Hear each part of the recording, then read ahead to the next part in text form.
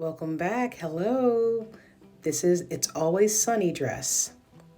I love that show and we use Tina tape yarn. All right, so I'm going to show you quickly how to make this if you don't want to watch the whole video. All these are crisscrosses, okay? I just crisscross from one side to the other. I have a short tutorial under 3 minutes about the crisscross process. So you take one from over here and one from this square knot and crisscross them to make a knot below. So that's done all the way across. So taking one from each on each side and crisscrossing it. The first one that I started with, I did these are all clusters of 4 to begin with, and then you start to crisscross.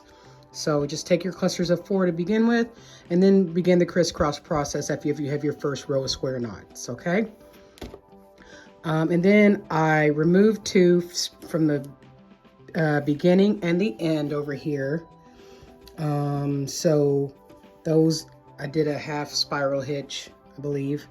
It goes under the arm, connects to the back, but you have to do the front first.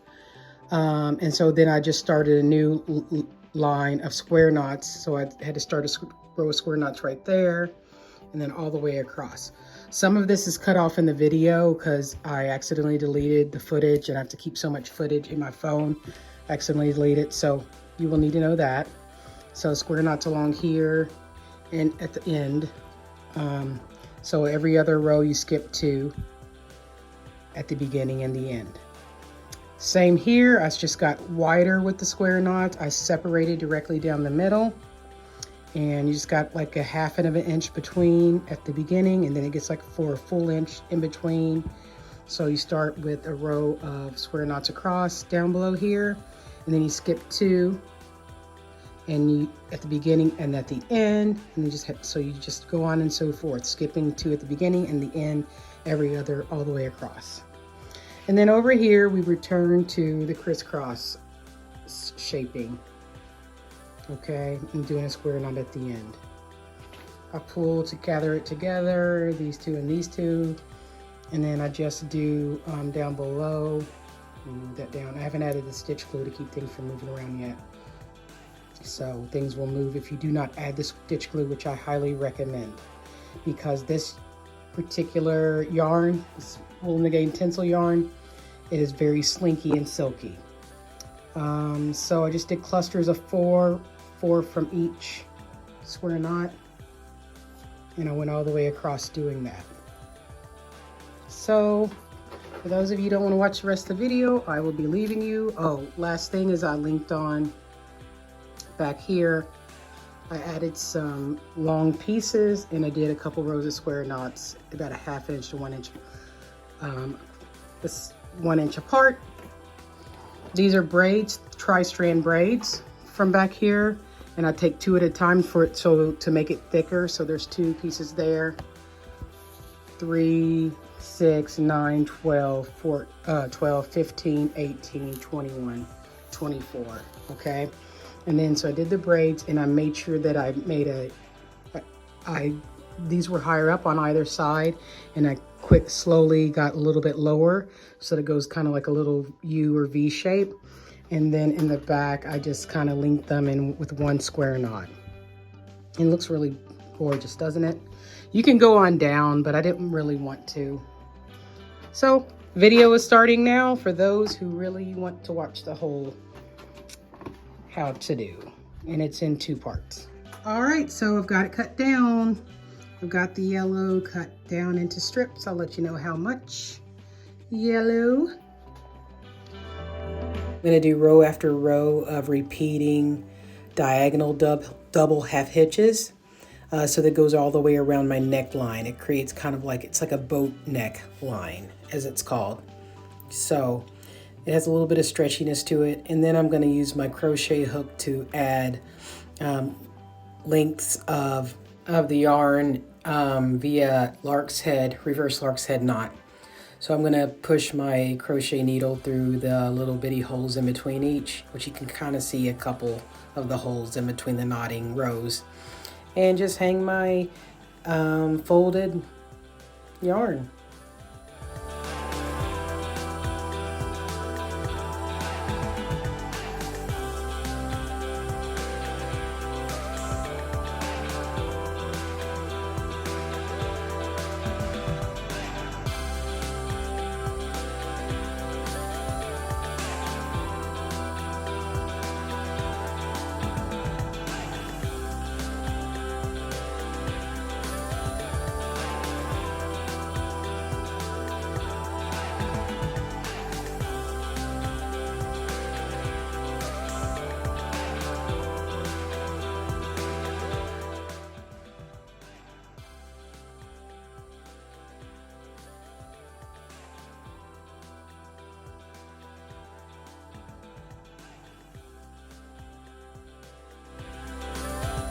So as I said in the beginning, I did a row of square knots. I did left square knots. You can do right. It doesn't matter, as I've said in other videos. And now in the second row, we're going to be crisscrossing. So here we are going to start the crisscross, one from the one on the left and one from the one on the right. And then you go ahead and knot from, so you need to have a piece on the left and the right. The working cords need to come from two different knots. And the filler cords need to come from the knot in the middle of them. Simple.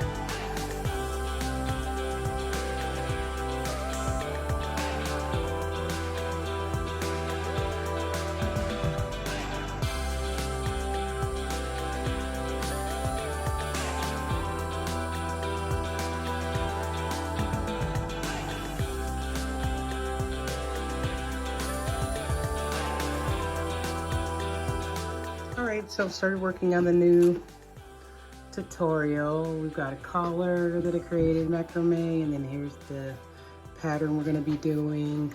Basically only used a little over a skein. Alright, so this ended up being 5 rows at the top of square knots with the crisscross, rows 2 through 5. And then I did 8 rows below that. After the first couple of rows at the top, I took 2 pieces and put them to the side on either sides, which I mentioned in the explainer video at the beginning. It's just going to go under the arm. But now I'm just going to be doing square knots below. At first, I start off just a 1/2 inch of distance between knotting rows, and then it begins to be basically like a whole inch for 1, 2, 3, like 3 rows of that. And then we go back to the crisscross on either side. Please disregard what is going on the right side here. That's the original pattern I was going to do, and then I decided I didn't like that. I've done that method in a different video, but that's not why I decided not to do that. I just didn't like how it was kind of clumping together. It just didn't work out right. So disregard the right side and just look at what I'm doing on the left right now.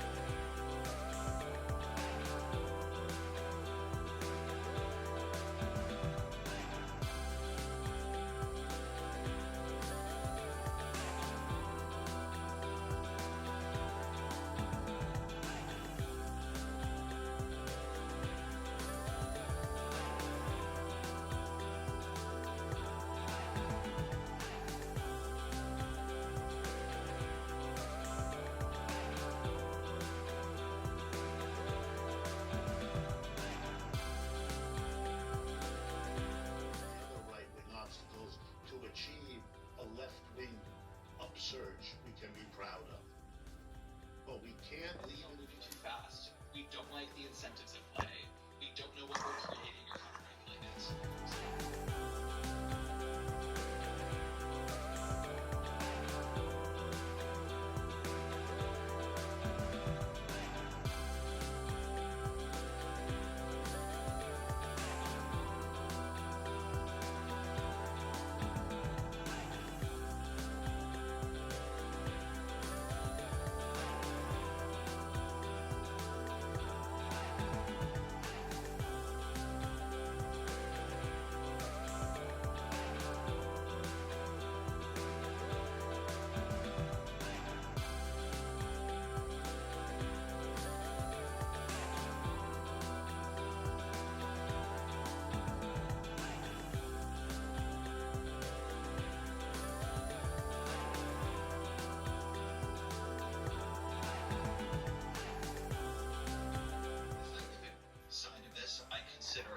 Possible and exciting, and I also find it a little bit hand-wavy.